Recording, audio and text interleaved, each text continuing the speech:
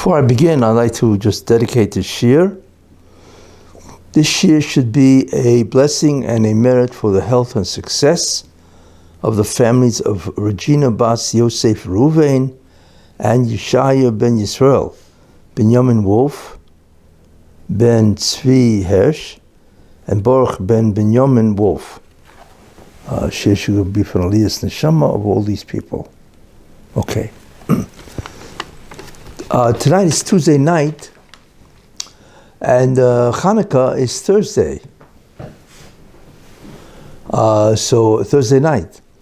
So it's very hard to go by and just avoid a major holiday, Chanuka, without saying, very, very important and appropriate words. Especially my derech,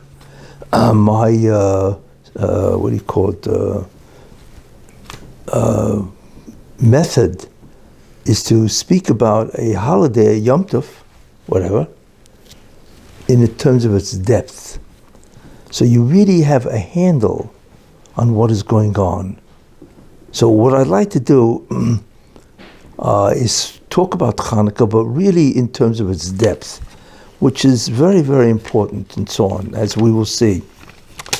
The problem is that, which is unfortunate, and there's a reason for this, is most people, they look at a holiday, a Yom Tov, in a very superficial way.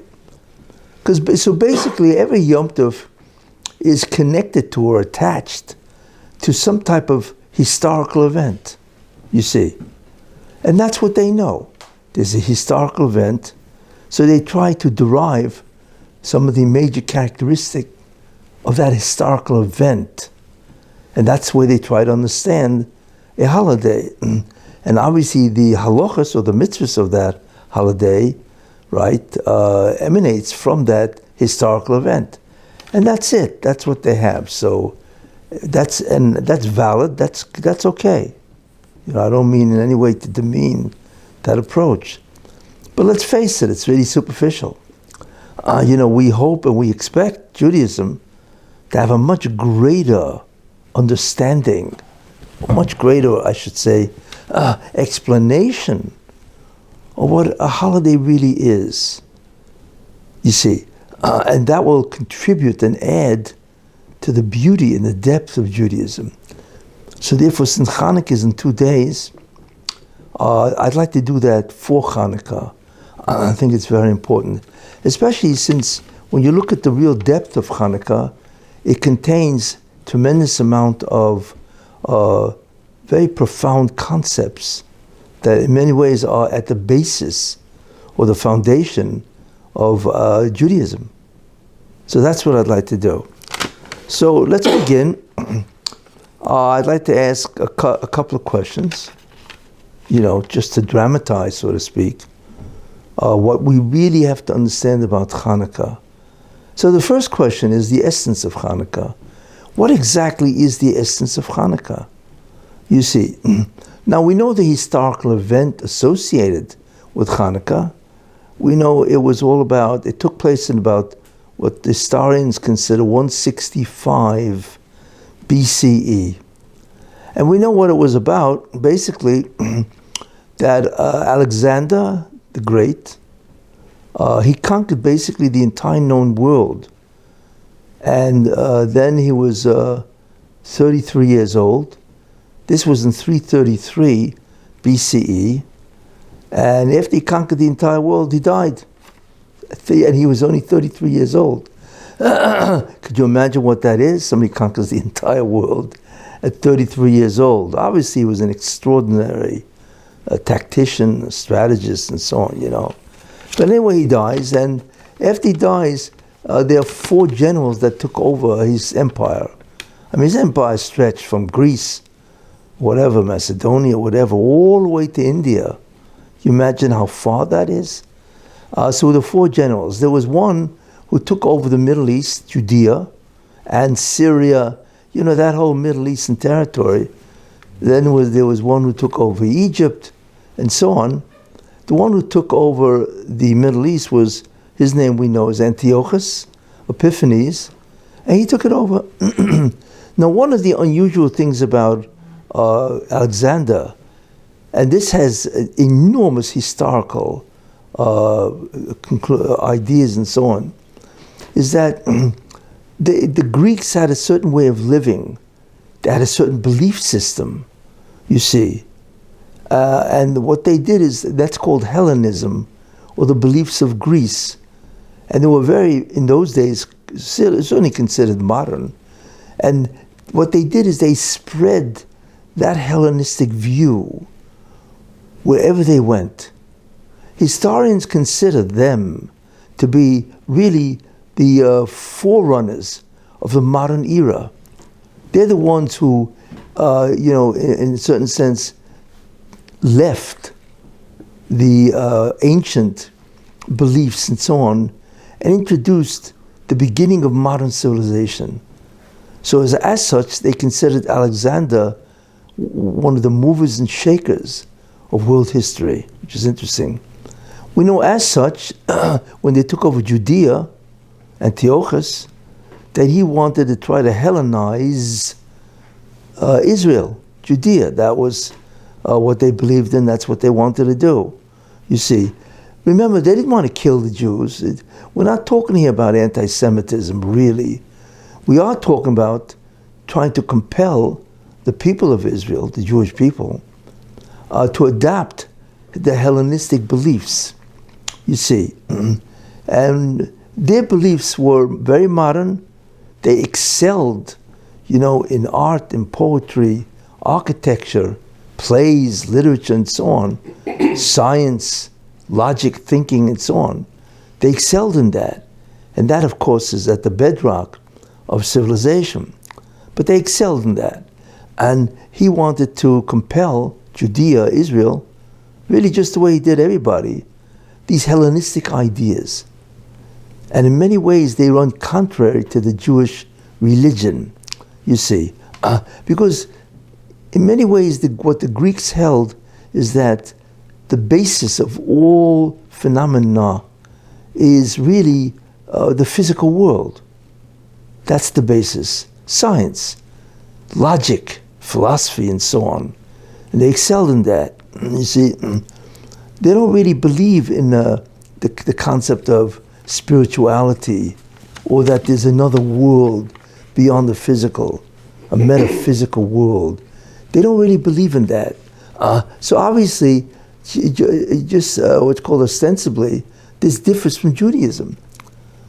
And the one who, and obviously there was a people in Judaism, specifically Matisyahu Kohen Gadol and his 7 sons, that fought this, because this was a real threat, Judaism.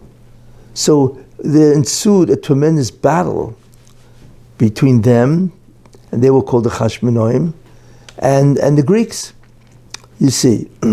And this war went on for many years.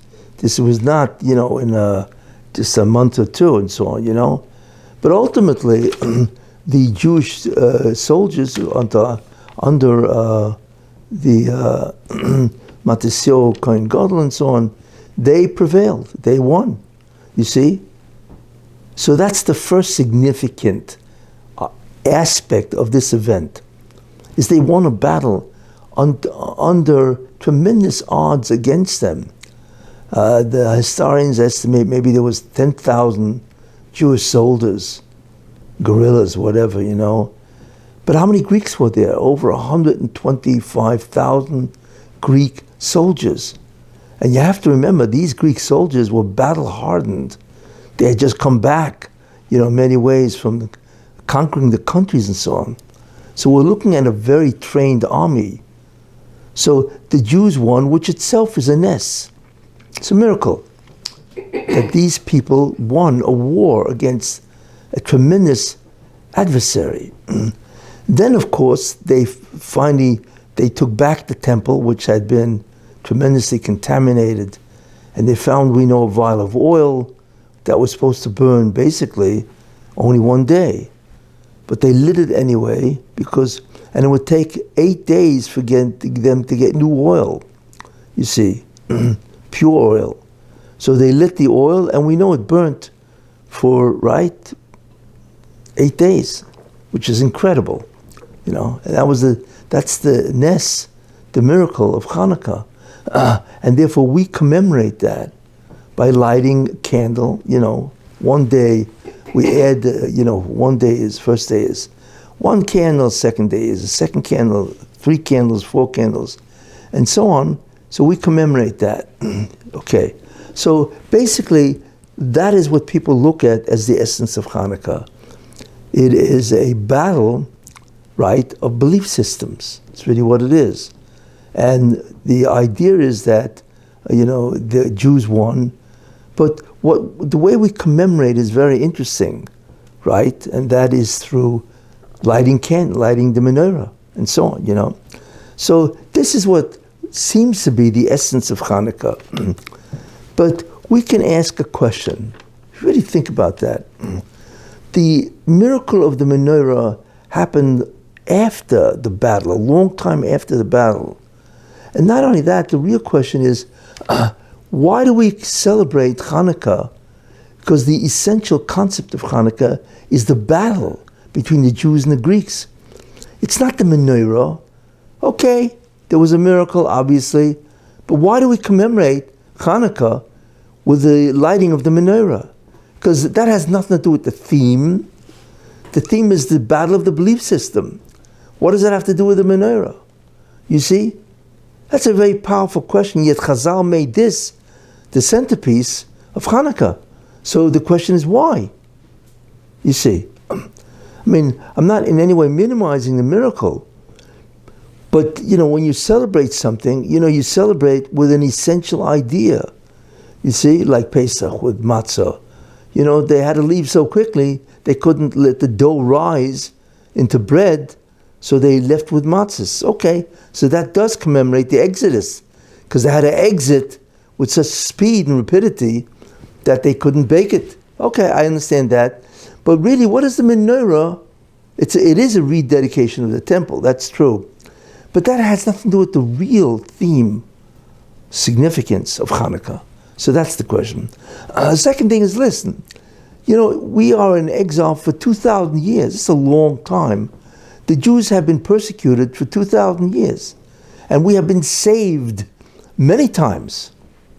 So then why make Hanukkah one of the days that we commemorate? Then make every time Jews are saved, you see, into a national holiday. So the question is, how do the rabbis know when to make a holiday?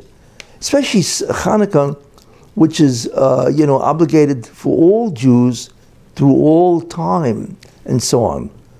What did they know, the rabbis, the Chazal, that we need to learn? You see, and what I want to show in this Shiur is that we don't really know what Hanukkah is, surprisingly enough, and that they were right. They understood what Hanukkah really is, you see? And that's very important for us to grasp those ideas. So that's what I'm going to do. Okay. Now, how do you figure this out? So we have to look, it's like anything else, it's like a mystery. How do you figure out what the real theme, the real meaning is of any Jewish holiday? You see, especially Hanukkah. Because like I say, basically it's a battle, uneven battle, but we won. Is that the theme? Say yes. But then why don't we celebrate the battle? Or whatever. So we have to look for an event that in some way within it lies the real answer to what we really commemorate. You see. So where do we look for that? So thank God there's a medrash. Okay, what is that medrash? Aaron HaKohen, Aaron, the high priest, right? Okay, so he was one of the people responsible for contributing to the golden calf, because they came over to him and they said, we want you to build a golden calf to worship. And the Chet Egel, he was responsible for, and so on. So what happened was at the dedication of the temple, not the temple, the Mishkan, right? Then you had the 12 chiefs of the tribes. Each one brought a korban, a sacrifice, an offering, right, as a representative of his tribe. But Aaron, right, was not asked to bring a korban. So it says that he had a tremendous chalisha. A chalisha means, it's like you can faint. He had a tremendous weakness, or faintness, if you want to use that word, because he thought that maybe the reason why he was not asked to bring a korban, an offering, was because he contributed to the sin of the golden calf, right? And as a result of that, God did not forgive him. So if he sinned in a way that God does not forgive, maybe that's why he's not supposed to bring an offering. So you had this tremendous, it's hard to call it guilt or worry, but there's no question that it's a tremendously unsure of himself kind of feeling, especially if you feel that God does not forgive you, and so on. So what happened was, the Rebbe Shem told him, in Bahaloischa Saneros, right, in that parsha, you have to light the candles, the menorah. We know that in the temple there was a menorah, right? And he was commanded to light it every day. You had to light the menorah and so on, right? You had to prepare it, and then you had to light it and so on. So God told him that you should know, you're worried about the fact that you didn't bring a korban, but I tell you that your avodah, your service of lighting the menorah every day in the Mishkan and ultimately in the temple will tremendously supersede all the other korbanos that were brought by the other Nesiim, the chiefs and so on. That's what he told them. So in a certain sense, he was appeasing him. You see, that don't worry, not only will you have a avodah of the menorah, but that will last far beyond till the end of time. So the question is, wait a minute, what do you mean? When the Beis HaMikdash is destroyed, so that is the end of the service of the Kohanim, the Beis HaMikdash and the Temple, Mishkan, and so on. So okay, that's why it ends. So all the service that they did comes to is terminated. But wait a minute, if it's terminated, that's the end of the menorah. So what does the Rebbe Shem mean that your avodah of lighting the menorah will continue till the end of time, which means till the Mashiach comes? So there's a Ramban on this, Nachmanides, that says the following, that the Rebbe Shem here is a remez, is an allusion to Chanuka. You see? In other words, your descendants, Matasio and Kohen Gadol, and so on, that they will cause the Jews to light the menorah all the way till the Messianic era. And therefore, Aaron was tremendously lifted in terms of his spirits and so on, you see. So that seems to be an event which may disclose what it was really all about, what the real theme is in terms of Chanukah and so on, How do we understand this? Why? What is the meaning that it should last until the end of time, and so on? And why? And so on. In order to understand that, you need to understand a very important aspect of Judaism. It says in the Torah, "Vaye'er vayevoka yom echad." When God created the world in one day, the first day, so it says that, right, God said, let there be light, and there was morning, or I should say, there was evening and there was morning, yom echad, one day. It doesn't say the first day, it should have said the first day, right, which is an ordinal number. It's number based on order, first, second, third, fourth, and so on. Instead it says yom echad, which means one day. Then for starting the second day, it says Yom Sheni, Yom Shlishi, the second day, third day, and so on, which is an ordinal number, reflects order. You see. So the question is, why doesn't it say Yom Rishon? Instead, why does it say Yom Echad, the day, one day? Well, it should have said the first day. So there are explanations. Rashi offers one and so on. Because Rashi says essentially, on that day, Yom Echad really means not one day, but the day of one. Yom Shel Echad, the day of the one. Who's the one? God. Because he was the only existing consciousness on that day. The angels weren't created until the second day. That's what Rashi says. Now, but there's perhaps another way to view this.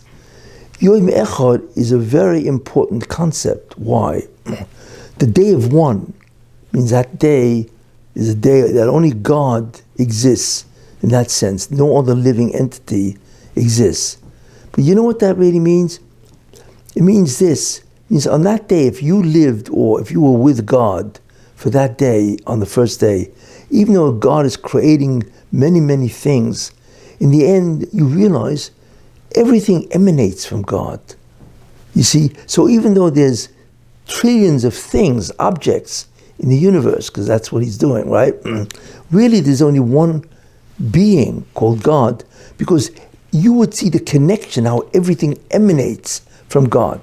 So theoretically, or technically really what it is only one thing exists, everything emanates from that, right? So therefore, Yom Echad means a day of one, because that's really what you see.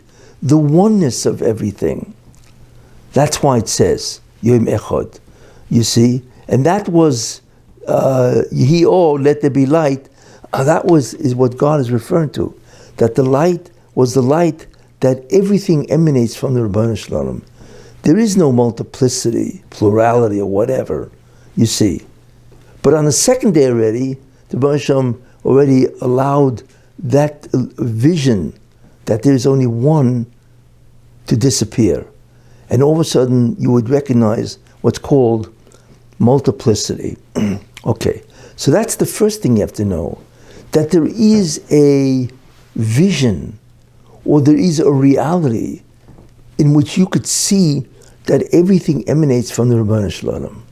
Very important concept, you see. Now, when do we get to see that? Only on the first day of creation? No. So we have to look at the end of the Torah to understand when that vision, or that illumination, that everything is really one because everything emanates from God, even though there looks like many things, when will that happen? And the answer is, well, there's a pasuk at the end of the Torah in V'zois HaBrocha, where Moshe Rabbeinu is giving blessings out. And here's what he says to the tribe of Yosef. B'chol shoyroi hodoloi, the firstborn of his ox, beauty is his. And allegorically, he's referring to Yosef HaTzadik. The beauty of this ox, right? Beauty is his. Hodoloi, right? Right? V'kani re'im karnov. But the horns of this ox are not the horns of an ox or a bull. It's the horns of a re'im. So even though it's an ox, but his horns are the horns of a re'im, what about these horns?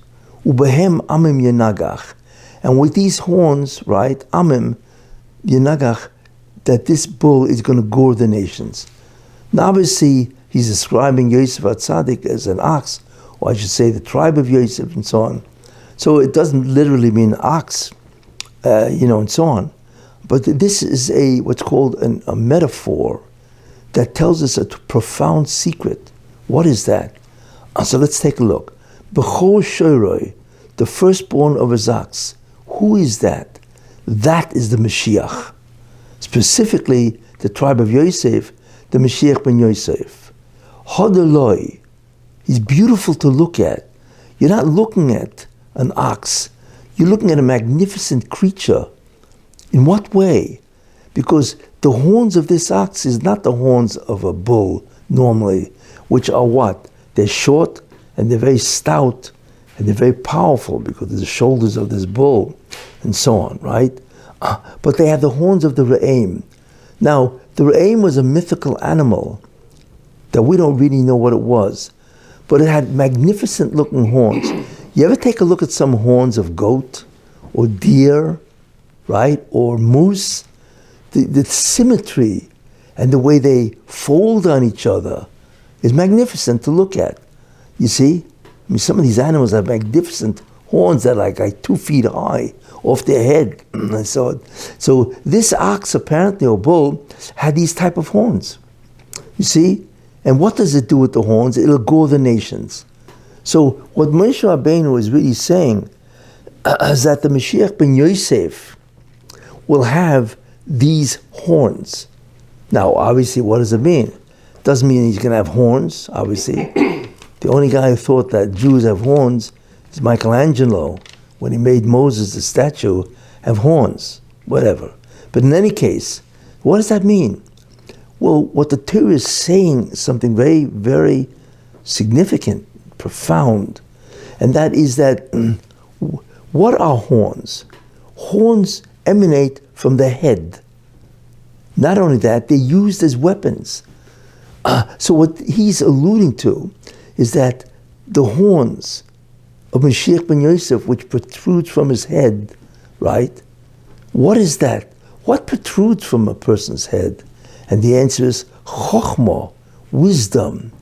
So what Moshe Rabbeinu is saying is that wisdom that protrudes from the head or the mind of the Mashiach, right, is magnificent to look at, you see.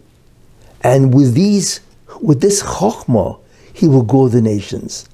In other words, he's going to bring the Geula by revealing an incredible wisdom. What is that wisdom? So, by the fact that it's beautiful to look at, what does that mean? What is beauty? What beauty is, right, is when you have many, many different fragments or ideas that integrate into one whole. For instance, a classic, let's say, music, Beethoven, his symphonies. If you look at a symphony, all it is a bunch of notes. That's all. But the way they come together, the melody, called the counterpoint, the harmony, the way they all blend, it's magnificent to listen. Or let's say beauty of art. What is beauty of art? A Rembrandt picture, right? How everything comes together as a whole, as one idea, one unit. That's beauty, you see. You see. And therefore, it's not only a beauty of art and a beauty of music, there's also a beauty of chokhmah, of wisdom. What is that? When you see how many different phenomena all come together as one idea. And science does that. That's beautiful. In fact, I once read, which is interesting, that one of the greatest proofs, if a theory is correct, is how elegant is it? How beautiful is it? Does it really come together as one idea where everything fits? And there's many theories in science that is beautiful. And one of the classics is the electromagnetic theory of James Clerk Maxwell. You see, that really all frequencies, radio, all waves and so on, light and so on, is really the same. They only differ in the frequency, the amount of cycles per second. That's beautiful, where he combined a tremendous amount of phenomena into one idea, and so on. This is how the Mashiach ben Yosef is going to do his job. You see, beautiful in the sense that it's all beautifully, or rather it's all integrated as one. But what is that? Well, that's the Yom Echad. That's exactly what was the beginning of the Torah. When you see how everything is combined into one idea, that's beautiful. That's Hodah. That's an incredible, approach of wisdom. That is the weapons of the Mashiach ben Yosef, and that's what how he's going to change the world into this. You see, Yom Echad, the day of one. And by the way, Yom Echad, since it's going to be in the Messianic era, is also called the Or Rishon, the first light, because that's really what it was, right? Or the Or Mashiach, right? The Messianic light. And that is the Or HaGonos, the concealed light. You see, but it will happen at that time.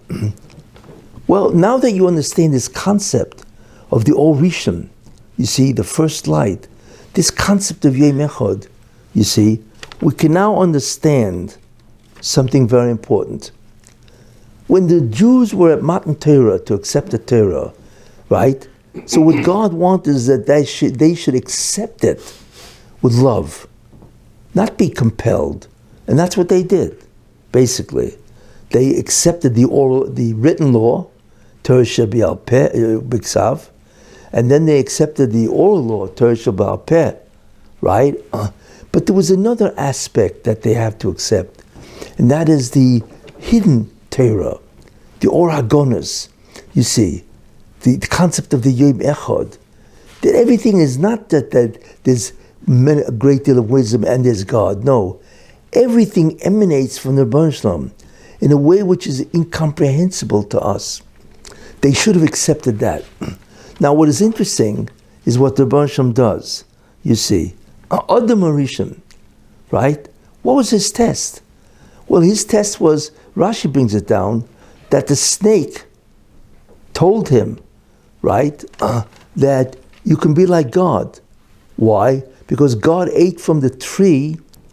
That's what he did. That was the temptation, and that's how he became God. The tree is a power source of everything. You see, what Adam should have realized, this is not true, that everything emanates from God. Why did God give him that test? Because had he passed the test, he would have been Mashiach. And he then would have seen, right, not only that everything emanates from God, but that God is the only thing that exists.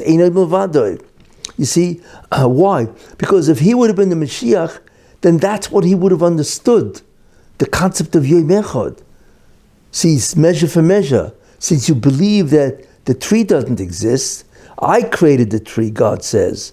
So therefore, you will now be Zoicha, you will be merit to understand that in its truth, which is the reality of the Yom Echad. He would have seen that. The day of one, the first day, he would have seen. You see? That's a Midah Keneged Midah. Since you will be the Mashiach, right? And if you therefore believe in what the Mashiach is supposed to be, propagate, right? If you believe that, then you will experience that. Well, guess what? Matan Torah was a time, right, that could have been messianic. Who was Moshe Rabbeinu, without really getting into it? Moshe Rabbeinu was really the Mashiach ben Yosef, even though he was a Levi, without getting into that, and so on, right? And had the Jews accepted Torah Shebiksav, or a written Torah, Torah Shebial Peh, the oral law, and if they would not have sinned at the golden calf, because how can you have an idol or a calf that represents God? And then they're saying, this is your God that took you out of Egypt? Excuse me. You see, if you believe everything emanates from God, how can you even have some type of facsimile, some representation of the Rebbeinu Shalom? Why were they tested? Because since Moshe Rabbeinu would have been the Mashiach, and it would have been the Messianic era, then they would have been Zoicha to the Yom Echad vision. Yom Echad, which is what? Which is the third aspect of the Torah, the Or HaGonos. So they were actually subject to a test.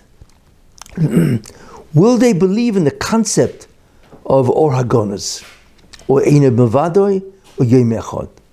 But they failed. Who was responsible for part of the failure?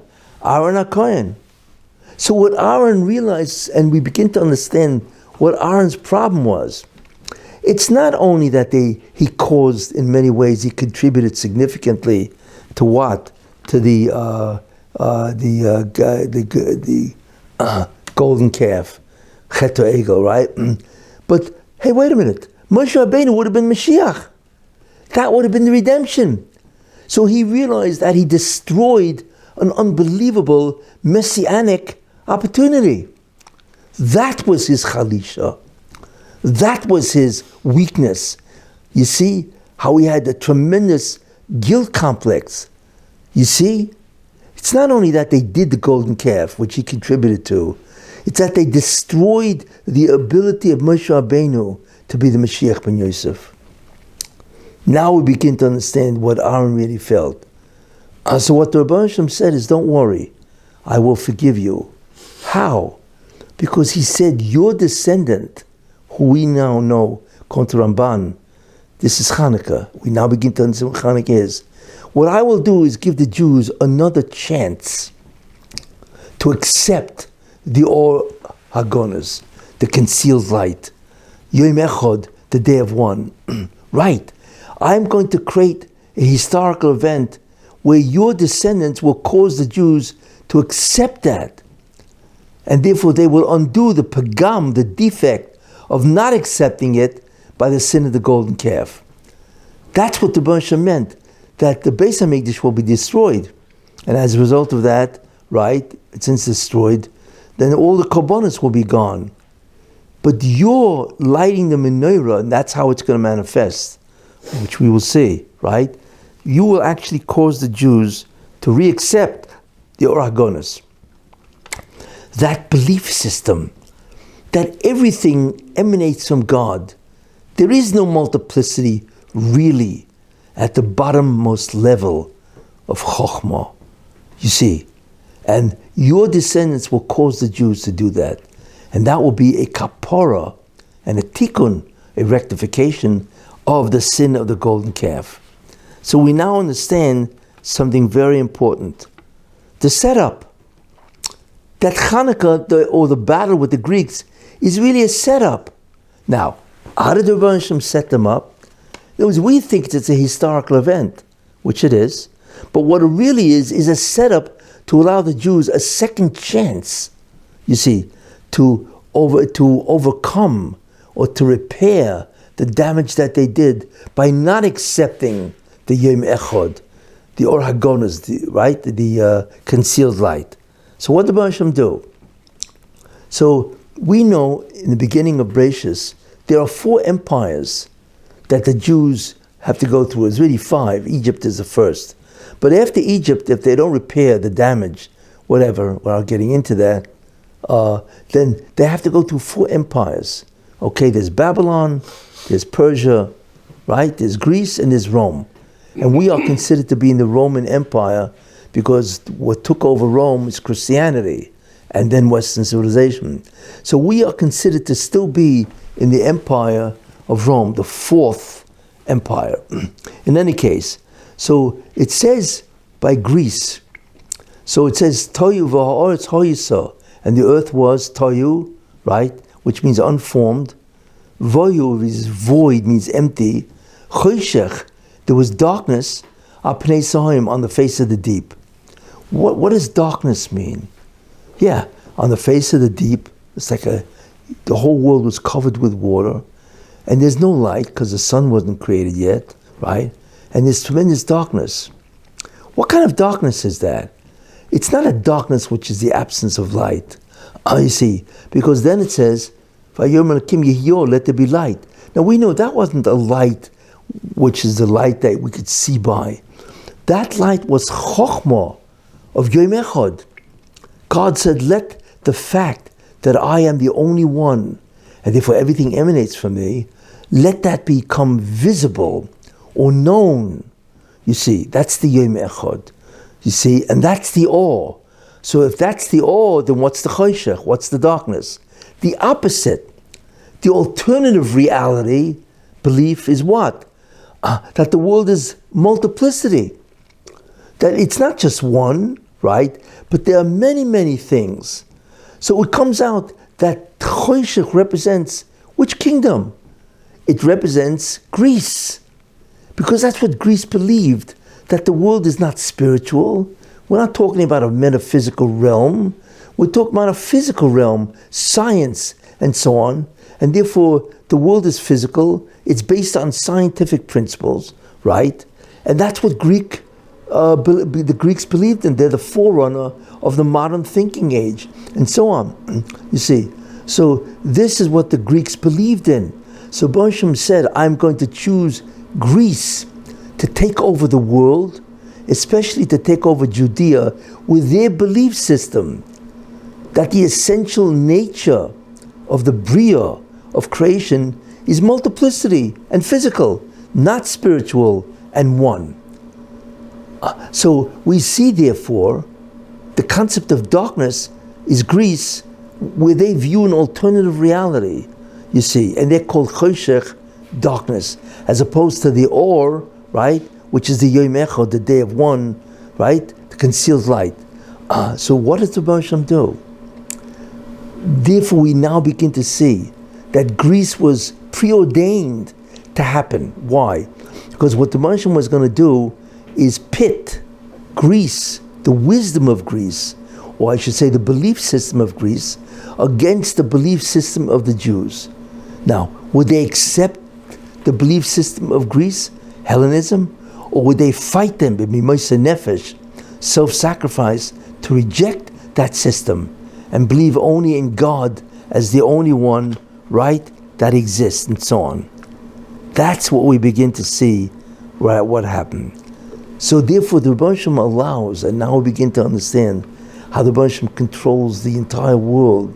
He allows a young guy, Alexander the Great, to conquer the entire world. You see? For what reason? To bring this belief system, the concept of that everything has an internal structure, you see, and that is what generates everything. Science is the knowledge of basic principles, and everything can be reduced to those principles. So there is a concept of reduction in a certain way that is Yom Echad, but it's physical, you see. Whereas we believe there's only one thing, but it's spiritual. The origin is spiritual, not physical. But you see what the Greeks did? They also believe in the concept of oneness, Yom Echad. But that Yom Echad is physical. It's science. You see? Like, what makes people sick? Well, it's one thing. It's called pathogens. And there are many kinds of pathogens. There's bacteria, there's viruses, fungi, and so on. You see? So they also believe in oneness, which is interesting. And that's why they're so attractive. Because they don't believe in a myriad of ideas and phenomena. They believe in reduction of phenomena to one or two or three ideas. That's what Judaism believes. The difference is Judaism says that the reduction takes place in the spiritual universe, takes place by God. You see? Where everything emanates from God. Whereas Greece, with science and philosophy and so on, believes that there could be a reduction, but it's all physical. You see? So what the Rebbe did is he allowed Alexander to conquer the entire world, you see, in order to do what? Hellenize the world, right, with that philosophy. So there was an advancement, you should know. The Greeks were tremendously advanced. Why? Because until then, everybody believed that there are thousands and millions of different phenomena. Each one is separate. The Greeks reduced it to one idea called the scientific principles, you see. So they were way ahead of their time, but they insisted that it's all physical and not spiritual. So after Alexander Hellenized the world, conquered the whole world, you see, so he did advance the world. The problem was Hellenism is physical, you see. So Alexander, by the way, the teacher of Alexander is Aristotle, who's obviously one of the greatest thinkers of all time, and so on, you know, who Aristotle was, and so on. But in any case, then Alexander dies, because his purpose was over. And there are four generals that took over. Like I said, the one who took over the whole concept of what? Of Judea was Antiochus Epiphanes. And he tried to Hellenize Judaism. That's what he wanted to do. He didn't want to kill them. We're not talking about slaughter, you see. He wants to change and make them more civilized as far as he's concerned, you see. But what happened? The Jews, Matisyahu Kohen Gadol, he fought them with the Hashmonaim, his sons and so on. And they battled. In other words, they rejected. Imagine 10,000 soldiers fighting over 125,000 battle-hardened warriors. So that battle is where they rejected what? They rejected the knowledge base or the belief system of the Greeks. So it's not the battle in and of itself, even though that was miraculous. What the real fight was over, you see, is we reject your belief system. That's really the incredible theme, you see, of Chanuka, is to reject and so on. And they accepted their belief system of the Or HaGonos. You see, so what that was, it was a tremendous tikkun, rectification of the original Chet Egel, you see, where they failed to understand it and accept it, and now they accepted it, right? And they accepted their Yom Echad, their Or Rishon. Very, very interesting. We now understand the real historical event. The battle is only what's called the Hechitimsa, the way that they demonstrated their belief in the concept of the Or HaGonos. You see, the Messianic light. Now, what's interesting about this? Jews don't know what they did. They fought a battle. They rejected the philosophy of Greece. And that's it. They don't know what they really did spiritually. So what did God do? He sent them a telegram. Now we know there are no telegrams around. But if you think about it, if you go into the Mishkan or the Beis HaMikdash, what instrument in the Beis HaMikdash represents this Chochmah of Yom Echad, you see, of the Kani Ra'im? The answer is the menorah, because they light 7 lights, which represents the 7 Chochmas, or whatever, or the 7 spheres, and so on, which represents the totality of reality. That Ner represents, you see, the Or Rishon, that it really comes from one base and spreads, you see, and that's the concept of the Or HaGonos. One idea, which is God, is the base, and the 7 candelabra, projections, those are the Chochmah of the spheres. See, so what did Baruch Hashem do? He sent them a telegram. What he did is he caused a miracle to occur in the very device or instrument that represents the Or HaGonos.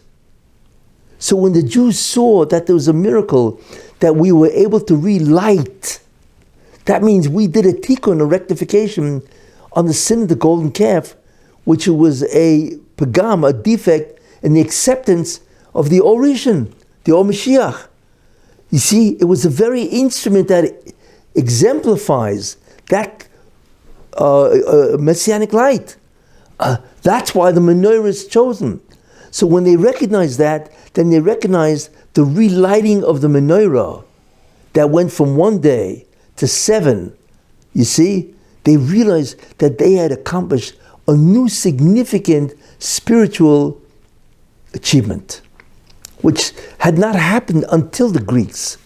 You see, so once that happened, then the rabbi said, this has to become a new holiday, because it's the rectification of a new spiritual light that the Jews did not do by the sin of the golden calf. You see, that's why they made Chanukah into a holiday, because they understood the significance by the menorah itself. You see, even though the battle was a miracle, but the real theme was the miracle of the candles from 1 day to 8 days, to tell the Jewish people that you have relit the menorah, which is the symbol of the Or Rishon, the messianic light, Yom Echad. You see? That's really, we now understand what that was. And what's amazing of all that, right, is that this was a historical setup. The Baruch Hashem actually moved world history to get the Jews to do what? To rectify the defect that they made in creation by not accepting the concept of a messianic light, or the concept that Einod Milvadoi, that there is nothing but God and everything. You see, it's amazing how the Baruch Hashem does that. Allows Greece to conquer the entire world just so that the Jews can be set up or have an opportunity to rectify the entire defect. When you really think about that. And then when you really look at it, which is really very interesting, you see, what is that? Why did the Jews win the battle? Because if you walked over to a Greek general and say, if you have 10,000 people that fight 125,000 battle-hardened warriors or soldiers or whatever, who do you think is going to win? Through teva, naturally. So of course he said, there's no contest here. Why? Because he believes in physical principles. Well, the many, especially if they're experienced, of course they're going to win. But what were the Jews doing in that war? They were rejecting the philosophy of Greece. That battle or the victory of battle has nothing to do with seemingly should be obvious. That it's up to God who is victorious. So even if you had 10,000 people, you will win. You see? So therefore, mida keneged mida, measure for measure. Since you now believe that I determine the victory, God says, and not nature or the common military principles, I determine. Therefore, they won to exemplify, to illustrate that belief concept. So they really deserve to win. Second idea, if you walk over to a Greek scientist and said to him, well, listen, we have 1 day's worth of oil. What do you think? We need 8 days to come with new oil from the Galil, right? You think we should do it? You think it can burn 8 days? He says, of course not. It's combustible, but it's only got 1 day's worth of oil. That's it. Of course it's not going to burn more than 1 day. So the Baruch Shem said, wait a minute. I'm the one who decides that oil burns in the first place. The whole concept of combustibility is only because I decided to give it that phenomenon. You see? And that's what the Jews believed. So since they believe that God determines how long it burns, right? Not nature or science. Guess what? 1 day burnt into 8 days. And there's a famous story, Rabbi Chanina ben Dosa, where his daughter came over to him and said, we don't have any oil for Shabbos. So Rabbi Chanina ben Dosa said, well, okay, if you don't have oil, use vinegar. So his daughter told him, what do you mean vinegar? Vinegar doesn't burn. It's not combustible, right? So Rabbi Chanina ben Dosa says, which is a profound understanding, well, who decided that vinegar burns? It's not automatic. God decided to invest in the property of oil to burn. Well, guess what? That's what we believe. So he can make anything burn, even if it's not combustible. And guess what? She lit with vinegar and it burnt the whole Shabbos. See, that's the classic where Rabbi Chanina ben Dosa was rewarded for his belief. You see. And therefore, as a result of that, the oil burnt, right, for another 7 days, or a total of 8 days, because that's really what they testify to. So we wonder, wait a minute, if Hanukkah is a time that they corrected, they repaired the error of the Chet Egel, all right, then why didn't Mashiach come? And the truth is, he should have come. And the answer to that is because to bring the Mashiach at that time, you needed merit. It wasn't the final time that he must come, called Be'itoi, right? It was Achishena, which means that if you deserve it, he can come. Well, guess what? Even though the Jews did that, they had to still deserve it. You see, what went wrong? And the answer is because what the Jews did, right, in order to deserve it, the only one who can rule over the Jewish people is a descendant of Yehuda. Lo yisosser shevet me Yehuda, that the rod, scepter, will not depart from Yehuda. So they should have installed a new king, a descendant of Yehuda, or actually David, but they didn't. The Hashmonaim continued to rule. But wait a minute, the Hashmonaim are Kohanim. It is not their job to rule. So therefore they did not leave the throne. And because of that, there was the merit that would have brought the Mashiach never happened. And by the way, of all the holidays, the only holiday that is not represented by a Gemara, a tractate, a Masechta, is Chanukah. There is no Masechta Chanukah. So Chanukah's laws are spread out throughout the Talmud. And the question is why? Because Rabbi, who was from the house of David, right, was very angry because they could have brought Mashiach, you see. And he was very angry that they didn't. So he did not want to glorify the Hashmonaim by writing a Masechta that has the laws of Chanukah. Interesting. I mean, not because he was seeking revenge. He said, I don't want to glorify them because they don't deserve to have a Masechta dedicated to their holiday.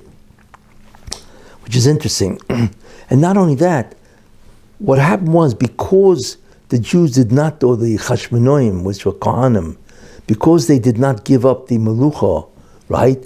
So therefore, there were 3 wars that ensued afterwards.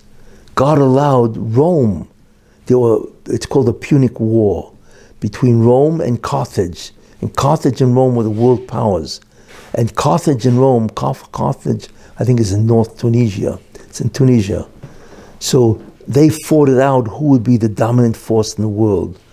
So the Punic Wars, they're called the Punic Wars, 3 of them. And Rome won the 3rd war, and they wiped out Carthage. They destroyed the whole civilization. Why? Because Rome, that was destined to destroy the Beis Hamikdash, you see, got its merit because of the sin of the Chashmonoim. You see. And in the end, Rabbi Shem destroyed, or he had killed, every one of the Chashmonoim. And the last one was a girl, Miriam, if I remember her name correctly, whom Hadrian wanted to marry her because he needed a legitimate claim to the kingdom, because he was the son of slaves, Edomian slaves, and so on. So he wanted to marry this Miriam, and Miriam said, no way. So she went to the top of a building, threw herself off, committed suicide, you see, and in order to make sure that people would still think that, well, she's still around, he took her body and put it in honey. He preserved her in honey. It's amazing. That's what Herod did. I always think maybe that's why a husband will call his wife honey. Maybe that was the origin. Anyway, but that's interesting. What God did is he destroyed every last one of the Chashmonoim because they should not have taken over. You know, it's funny. Where do we see this also? Well, what's interesting is there's a dreidel. We play dreidel. And a dreidel has 4 sides, right? And it has 4 letters. Nun Gimel He Shin. That stands for Nes Gadol Hayasham, right? A great miracle occurred there. What's interesting is the gematria of Nun Gimel He Shin, or Nes Gadol Hayasham, right? Nun Gimel He Shin is gematria Mashiach. Because that's really what it's about. Will we bring back the Or Rishon or not? You see, what's interesting is somebody once asked me, and it was Israeli actually, said, wait a minute, that's in America. But in Israel we have Nun Gimel He Pei, Nes Gadol Hayapoi, that there was a great miracle that occurred here. You see? So that doesn't add up to Mashiach. It was a good question, you know. So the Rabbi Shem helped me out. So for some reason, instantly I knew, wait a minute, what's the gematria? It's not 358. Nun Gimel He Pei, the gematria is 138. I said, that's gematria Tzemach, the offspring. And we say that, is Tzemach David, the offspring of David, which is the Mashiach. So even Nun Gimel He Pei is also gematria Tzemach, which is the name of the Mashiach, which is very interesting. Also, what's interesting is the word Chashmonoim, which refers to the people who obviously did the battle and so on. The remez in Chashmonoim, if you look at the letters, it spells Shemen Echad, 1 vial of oil, Chesyoim, 8 days. That's very interesting. The word Chashmonoim spells out in the letters, to know the Rican, Shemen Echad, 1 oil, 1 vial of oil, Chesyoim, 8 days. So the word Chashmonoim itself is Merames, alludes to what the Chashmonoim will do. And also the word Or in the Torah is the 25th letter, and of course the 25th day of Kislev is Chanuka. You see. So these are very important ideas. We now understand that there are different aspects of the Torah. There's the written law, the oral law, and then there's the Or HaGonos, which says what? Yom Echad, right? The Kani Ra'im. And this is the Messianic light. You see, Because in essence, what exactly is the essential idea of the Messianic light? That everything emanates from God. And that is how the Mashiach will turn over. That's how he will battle the entire, false beliefs of mankind. And that's really what Chanukah is. So when you light Chanukah lights, what you're really declaring is your belief that Eino Milvadoi, that God runs the world completely, and not only that, He is the world completely.